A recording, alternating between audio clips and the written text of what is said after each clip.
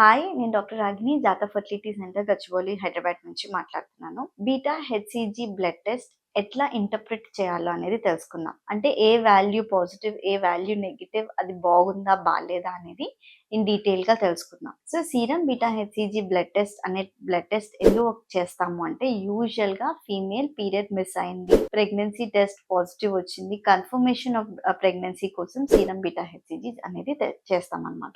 And also fertility treatment అప్పుడు IUI or IVF అప్పుడు కూడా మనము ప్రెగ్నెన్సీ కన్ఫర్మ్ గా తెలుసుకోవడానికి కూడా serum beta HCG blood test చేస్తాం. సో ఈ వాల్యూ ఎప్పుడు చేయాలి అంటే పీరియడ్ మిస్ అయిన తర్వాత చేయాలి. ఎన్ని డేస్ ఆఫ్ మిస్డ్ పీరియడ్ అనేది సీరం బీటా హెచ్‌సీజీ రిపీట్ చేయాలి. So positive serum beta HCG test as early as 1 day of missed period అయినప్పటి నుంచి కూడా పాజిటివ్ వచ్చే ఛాన్సెస్ ఉంటదన్నమాట. So value of beta HCG ఎన్ని డేస్ ఆఫ్ మిస్డ్ సైకిల్ చేస్తున్నాం అనేది చాలా ముఖ్యం అన్నమాట.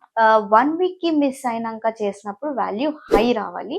1 డే కి మిస్ అయినప్పుడు వాల్యూ మార్జినల్ గా లో వస్తుంది అనమాట. పాజిటివ్ వాల్యూ ఎప్పుడైనా సరే మోర్ దాన్ 50 to 60 అనేది తీసుకుంటాం. ఎనీథింగ్ లెస్ దాన్ 50 అది మళ్ళీ రిపీట్ చేసుకొని కన్ఫర్మ్ చేసుకోవాలి వెదర్ అది పాజిటివా లేదా అనేసి. ఎప్పుడైనా single value of beta HCG మనకి ఇంటర్ప్రిటేషన్ కొద్దిగా కన్ఫ్యూజింగ్ ఉంటుంది అనమాట. Until the value is really good. When I say good value అంటే వాల్యూ గుడ్ ఉంది అని ఎప్పుడు అంటామంటే more than 500, more than 600 first value of beta HCG ఉన్నప్పుడు మనము ఆ వాల్యూ పెరిగే ఛాన్స్ ఉంది అనేది తెలుసుకుంటాం.